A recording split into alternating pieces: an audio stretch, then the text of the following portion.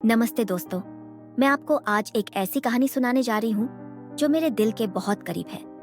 इस कहानी को ध्यान से सुनिए क्योंकि इसमें जीवन के कई अनछुए पहलू छिपे हुए हैं।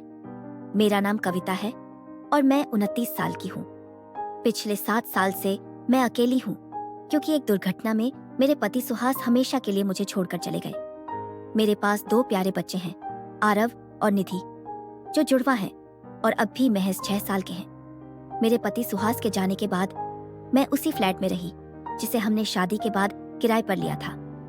वो छोटा सा फ्लैट हमारे सपनों का घर था, लेकिन उसका किराया इतना ज्यादा था कि मेरे लिए अकेले उसे चलाना मुश्किल होता जा रहा था। सुहास ने कुछ बचत की थी और बीमा की रकम भी मिली थी, जिससे मैंने कुछ समय तक अपना और बच्चों का गुजारा किया। लेकिन धीरे धीरे वो पैसे कम होने लगे और मुझे चिंता सताने लगी। मैंने कभी नौकरी नहीं की थी क्योंकि सुहास हमेशा कहता था कि वह कमा लेगा और मैं बच्चों की देखभाल करूं। अब क्या करूं? ये सवाल मेरे दिमाग में हर रात घूमता रहता। नौकरी करने का विचार आया, लेकिन बच्चों को छोड़कर जाने का मन नहीं करता था। वे अभी बहुत छोटे थे और उन्हें मेरी जरूरत थी। मेरे सामने एक ही विकल्प बचा था, अपने मायके लौट जाना। हालांकि मेरे माता पिता से मेरे रिश्ते कभी बहुत अच्छे नहीं रहे। उनका मानना था कि मैंने अपनी मर्जी से शादी की थी, तो अब मुझे अपने फैसलों के परिणाम भी खुद ही भुगतने चाहिए। लेकिन मेरे ममेरे भाई कबीर ने हमेशा मेरा साथ दिया था। वह मुझसे 8 साल छोटा है और अब तक कुंवारा है। उसकी छोटी सी नौकरी है जिससे वह अपना खर्च तो चला लेता है, लेकिन शादी जैसे बड़े कदम के लिए अभी उसके पास पर्याप्त पैसे नहीं हैं। जब मैंने अपने माता पिता से बात की तो वे तुरंत राजी नहीं हुए। मेरी माँ ने कहा, बेटी, तूने हमारी बात ना मानकर इस लड़के से शादी की थी। अब तू और तेरे बच्चे हमारे ऊपर बोझ बन जाओगे। लेकिन कबीर के समझाने पर उन्होंने आखिरकार हाँ कर दी और इस तरह मैं अपने दोनों बच्चों के साथ अपने पुराने घर लौट आई। घर आना आसान था, लेकिन यहाँ रहना उतना आसान नहीं था। मेरे माता पिता अब बूढ़े हो चुके थे और उनकी सोच पुरानी थी। हर छोटी बात पर उनका गुस्सा फूट पड़ता था, कभी बच्चों के शोर पर, कभी खाना बनाने के तरीके पर या फिर मेरे कपड़े पहनने के ढंग पर। कविता, तू अभागिन है, तेरी वजह से ही तेरा पति तुझे छोड़ गया। ऐसी बातें सुनकर मेरा दिल टूट जाता था। मैं रात में अकेले में रोती थी ताकि बच्चे ना देख सके। इन सब परिस्थितियों में मेरा ममेरा भाई कबीर ही एकमात्र ऐसा व्यक्ति था जो मेरे साथ खड़ा रहा। कबीर बचपन से ही यहीं पला बढ़ा था। क्योंकि मेरे माता पिता को कोई लड़का नहीं था, तो उन्होंने कबीर को बचपन में ही गोद लिया था। वह मुझसे कहता, दीदी, हिम्मत मत हारो, हम मिलकर सब कुछ ठीक कर लेंगे। एक शाम पापा ने मुझे बुलाकर कहा, कविता, घर का खर्च बहुत बढ़ गया है। मेरी पेंशन से इतने लोगों का खाना पीना नहीं चल सकता। तुम्हें कोई काम करना होगा। मैंने समझदारी से उनकी बात मान ली। जी पापा, मैं कल से ही नौकरी की तलाश शुरू कर दूंगी। बच्चों का ध्यान आप और माँ रख लेंगे ना। लेकिन कबीर को यह बात पसंद नहीं आई। वह मेरे कमरे में आया और बोला, दीदी, तुम्हें कहीं जाने की जरूरत नहीं है। मैं 2 नौकरियां कर लूंगा। तुम बस घर संभालो और बच्चों का ख्याल रखो। मैंने उसे समझाया, कबीर, यह मेरी जिम्मेदारी है। तुम्हें अपना भविष्य सोचना चाहिए। तुम्हारी शादी होगी, परिवार बसाओगे, मुझे अपने पैरों पर खड़ा होना ही होगा। वह नहीं माना, लेकिन आखिर उसे स्वीकार करना ही पड़ा। मैंने नौकरी की तलाश शुरू की और मुझे एक वकील के दफ्तर में काम मिल गया।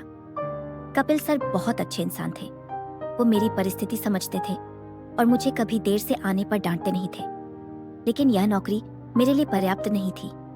वेतन इतना कम था कि बच्चों की फीस, उनके कपड़े और घर में योगदान करने के लिए कुछ भी नहीं बचता था। मैं हर रात थकी हुई घर लौटती, लेकिन मन ही मन जानती थी कि यह पर्याप्त नहीं है। एक रात जब बच्चे सो गए, मैं बरामदे में बैठी थी। कबीर मेरे पास आया और बोला, दीदी, तुम बहुत थकी हुई लगती हो। मैंने आह भरते हुए कहा, हाँ कबीर, यह नौकरी मेरे लिए सही नहीं है। पैसे बहुत कम हैं और काम बहुत ज्यादा। ने मेरे हाथ पर अपना हाथ रखा और बोला, दीदी, तुम नौकरी छोड़ दो, मैं दूसरी नौकरी ढूंढ लूंगा। चाहे मुझे 24 घंटे काम करना पड़े, मैं तुम्हें और बच्चों को किसी चीज की कमी नहीं होने दूंगा। उसका चेहरा चमक रहा था, जैसे वह सच में मेरी मदद करके खुश हो। उसने मुस्कुराते हुए कहा, वैसे दीदी, तुम बहुत खूबसूरत हो, बिल्कुल चांद की तरह। तुम्हारा चेहरा थकान में भी चमकता है। उसकी बातें सुनकर मुझे अच्छा लगता था। मेरे पति सुहास के जाने के बाद किसी ने मुझसे ऐसी मीठी बातें कभी नहीं की थी। कबीर हमेशा मेरी तारीफ करता और कहता कि मुझे दोबारा शादी कर लेनी चाहिए। तुम अभी भी बहुत जवान हो दीदी, और बहुत सुंदर भी। तुम्हारी उम्र दोबारा प्यार करने और खुश होने की है। सच कहूं तो मुझे उसकी यह प्यारी बातें बहुत अच्छी लगती थी। उसकी इस मिठास और लगातार आग्रह के सामने मैंने आखिर हार मान ली और नौकरी छोड़ने का फैसला कर लिया। कबीर ने जैसा कहा था वैसा ही किया। उसने एक और पार्ट टाइम नौकरी ढूंढ ली और दिन रात मेहनत करने लगा। अब वह रात के 10 कभी 11 बजे थका हारा घर लौटता। मैं उस समय तक जागकर उसका इंतजार करती थी। घर के बाकी लोग, मेरे बच्चे, माँ और पिताजी तब तक सो चुके होते। बच्चों को सुलाकर मैं किचन में जाती और उसे ताज़ा खाना परोसती। कबीर के कपड़े धोना, उन्हें इस्त्री करना और उसकी छोटी छोटी जरूरतों का ख्याल रखना मेरी दिनचर्या का हिस्सा बन गया था। कविता दीदी, तुम्हें इतनी मेहनत करने की जरूरत नहीं है, कबीर कहता जब मैं थाली में गर्मागर्म रोटियां रखती। मैं मुस्कुराकर कहती, अरे नहीं, मैं क्या करूंगी, तुम दिन भर इतनी मेहनत करते हो, ये तो मेरा फर्ज बनता है। वह मुस्कुराते हुए जवाब देता। खाना खाते हुए हम दोनों बातें करते। कबीर अपनी नौकरी के किस्से सुनाता और मैं अपने दिन की छोटी छोटी घटनाओं के बारे में बताती। ये वही पल होते थे जब हम बिना किसी डर या झिझक के अपने मन की बातें एक दूसरे से साझा करते, जैसे समय का पहिया वापस बचपन में घूम गया हो। शनिवार की रात तो हमारे लिए खास होती, क्योंकि कबीर को अगले दिन छुट्टी रहती थी। इसलिए हम देर रात तक टीवी देखते, पुराने किस्से याद करते या बस कुछ कहे बिना एक दूसरे की मौजूदगी का आनंद लेते। मुझे याद है, पिछले शनिवार कबीर बाजार से लौटते वक्त मेरे पसंदीदा गोलगप्पे और बच्चों के लिए रंगीन बलून्स लाया था।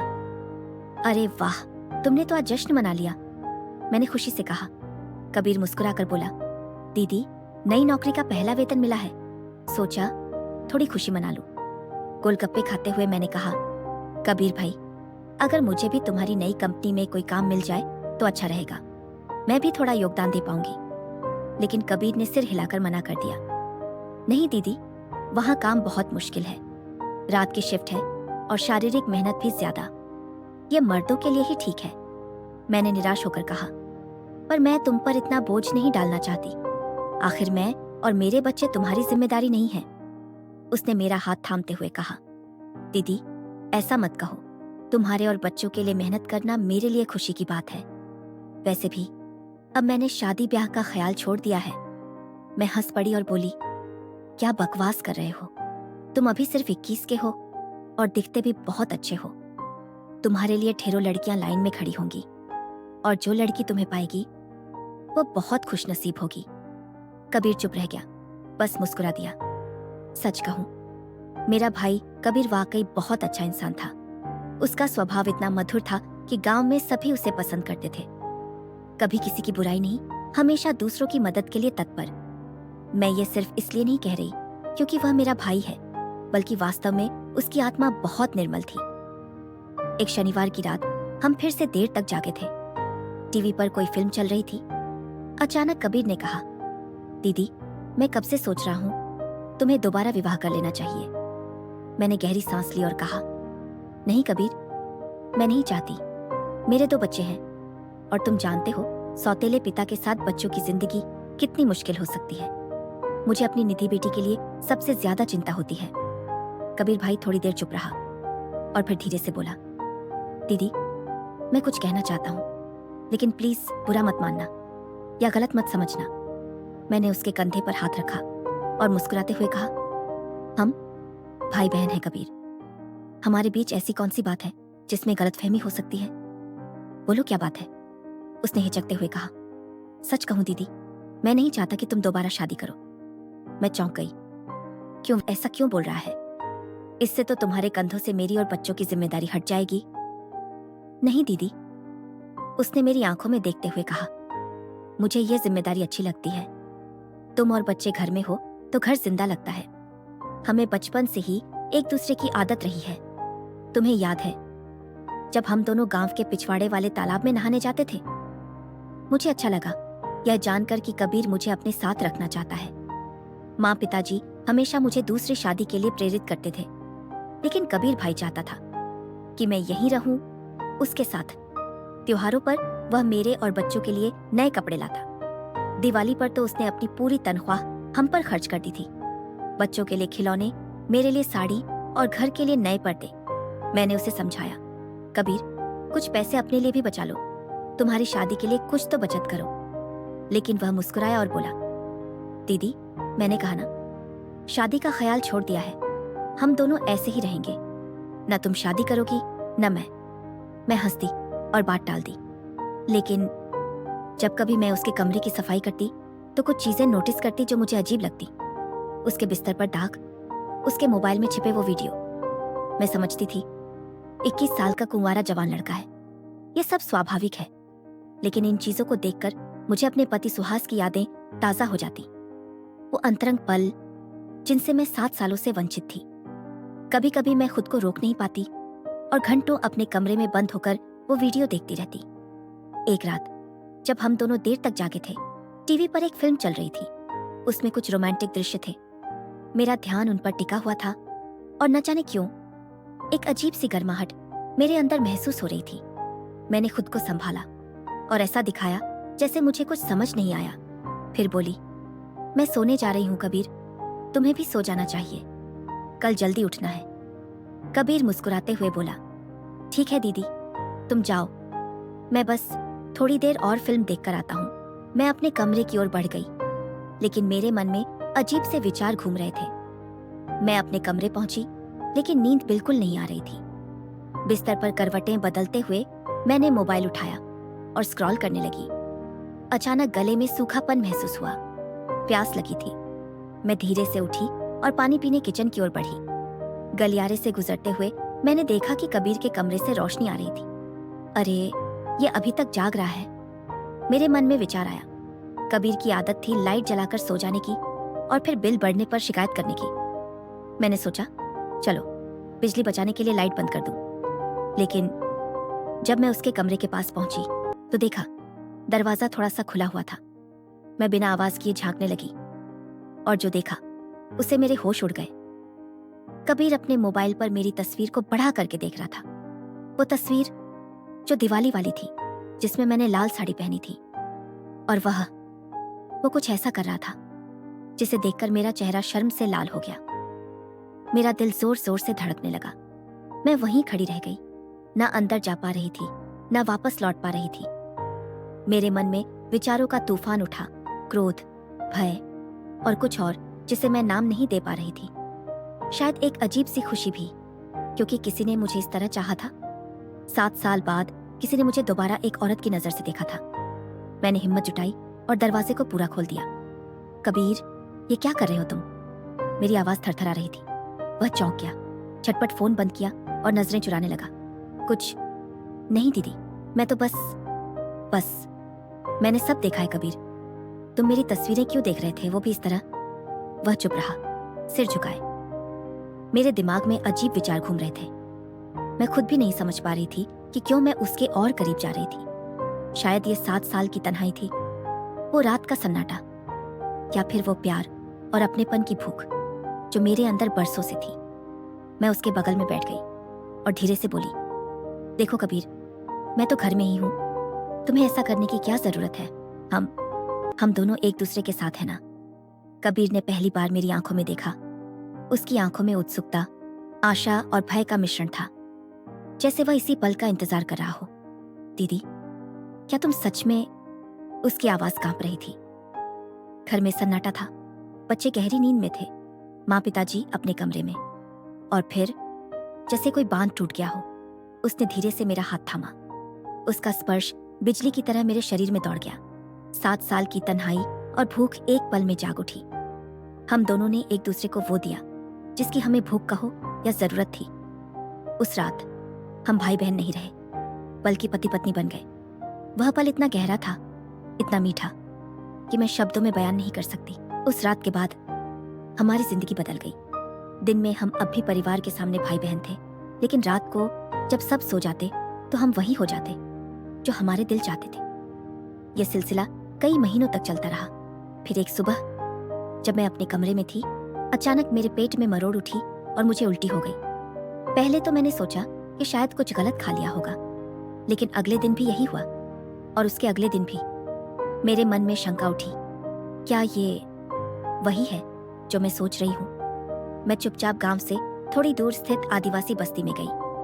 वहां बूढ़ी माएं रहती थीं, जो औरतों की सेहत से जुड़ी समस्याओं का इलाज करती थीं। माई ने मेरे पेट पर हाथ फेरा, मेरी आंखों में झांका और कुछ सवाल पूछे। फिर बोली, बेटी कविता, तुम्हारे पेट में नई जान पल रही है। मेरे सिर पर जैसे आसमान टूट पड़ा। मैं स्तब्ध रह गई। मेरे कानों में बस यही आवाज गूंज रही थी, ये बच्चा कबीर का है। वापस लौटते समय मेरा पूरा शरीर कांप रहा था। मैंने अपने आप को कोसना शुरू कर दिया। यह मैंने क्या कर दिया अपने ही भाई के साथ? और अब ये हाल। मैं अपने आप से नफरत करने लगी। घर पहुंचते ही मैं सीधे कबीर के पास गई। वह अभी अभी नौकरी से लौटा था। मैंने कांपती आवाज में कहा, कबीर भाई, मुझे तुमसे कुछ बताना है। क्या हुआ दीदी? उसने चिंतित होकर पूछा। मैं हिचकियों के बीच बोली, मैं मां बनने वाली हूं। कबीर के चेहरे का रंग उड़ गया।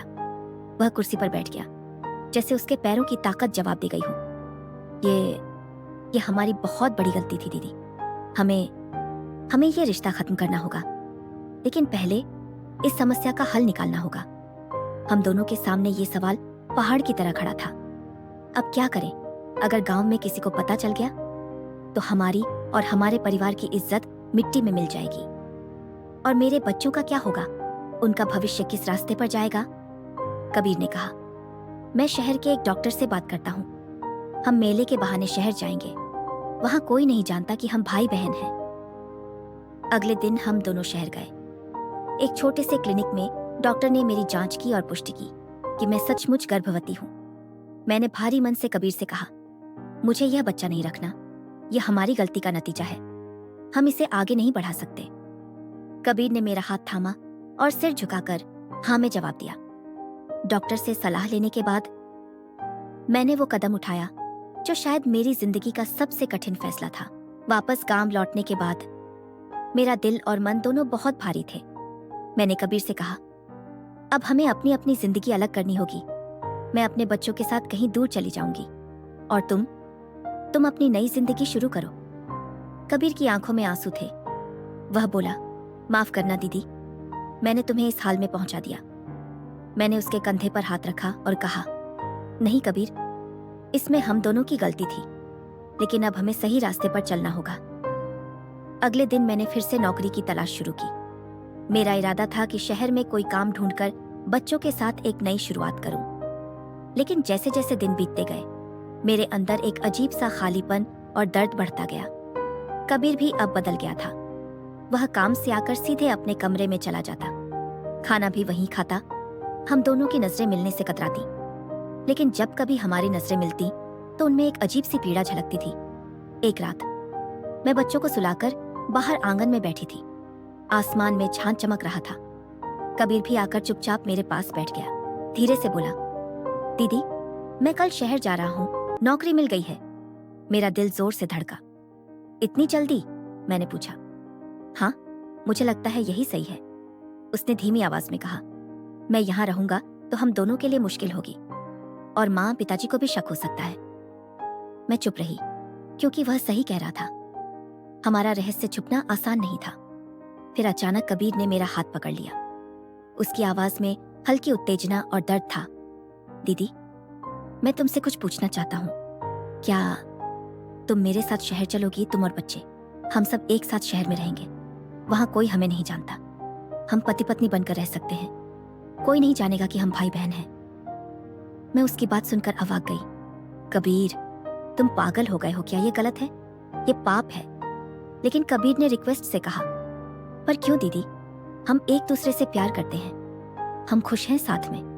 बच्चे भी मुझसे प्यार करते हैं। जब तक कोई जानता नहीं, तब तक क्या फर्क पड़ता है?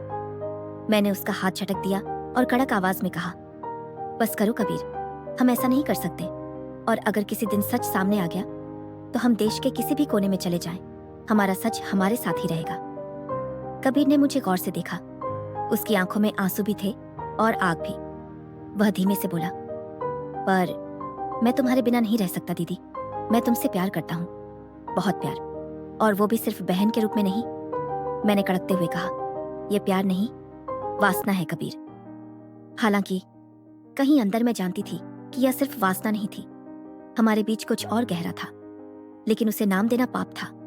कबीर उठकर अपने कमरे में चला गया। मैं वहीं आंगन में बैठी अपनी किस्मत पर आंसू बहाती रही। अगली सुबह जब मैं उठी तो घर में एक अजीब सा सन्नाटा था। मैंने सबसे पहले कबीर के कमरे की ओर देखा, लेकिन वह कमरा खाली था। उसका बैग गायब था और बिस्तर भी साफ पड़ा था। मेरे दिल की धड़कन तेज हो गई। क्या वो सचमुच चला गया? तभी मेरी नजर मेज पर रखे एक कागज पर पड़ी। वह कबीर की चिट्ठी थी। मैंने कांपते हाथों से उसे उठाया और पढ़ना शुरू किया। मेरी प्रिय दीदी, मैं जा रहा हूं यह गांव छोड़कर। तुम सही कहती हो, हमारा साथ रहना गलत है। मैं नहीं चाहता कि मेरी वजह से तुम्हारी या बच्चों की जिंदगी में कोई परेशानी आए। मैंने शहर में एक नौकरी ले ली है, हर महीने पैसे भेजता रहूंगा। जब तक मैं हूं, तुम्हें और बच्चों को कभी किसी चीज की कमी नहीं होगी। माफ करना दीदी, तुम्हारा कबीर। ही मेरी आंखों से आंसू गिरने लगे। दिल में दर्द ऐसा था जैसे कोई बर्फ का टुकड़ा भीतर जम गया हो। मेरा साथी, मेरा भाई, मेरा सहारा अब जा चुका था। उस दिन आंगन में बैठकर मैंने आसमान की ओर देखा। चांद वैसे ही चमक रहा था जैसे हमारी वो रातें थीं, जहां हमने हंसकर सपनों को साझा किया था। लेकिन अब सपने टूट चुके थे और रह गई थी बस तन्हाई, मेरे आंसू और अधूरी मोहब्बत। तो दोस्तों, ये थी मेरी जिंदगी की कहानी। कृपया अपने विचार जरूर साझा करें। अगर आपको ये कहानी पसंद आई हो तो इसे लाइक और शेयर करें। और हाँ, ऐसी ही और कहानियों के लिए हमारे चैनल को सब्सक्राइब करें। धन्यवाद।